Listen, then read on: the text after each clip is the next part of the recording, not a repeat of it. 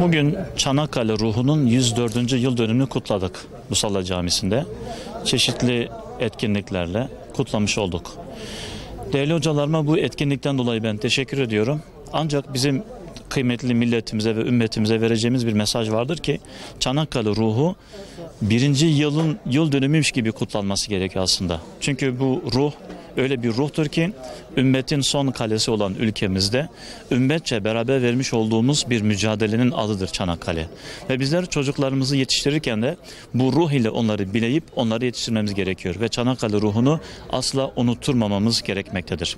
Çanakkale'de şehit olanlar, yan yana omuz omuza çarpışanlar, hepsi ümmetin evladı.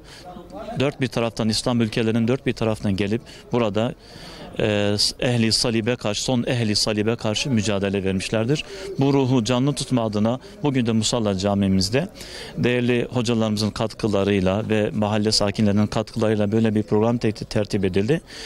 Hatimler okundu ve namaz sonrasında da cemaate pilav dağıtıldı. Allah-u Teala emeği geçenlerden razı olsun. Bu ruhu unutmama adına, yaşama adına bütün kardeşlerimize teşekkür ediyoruz. Allah razı olsun.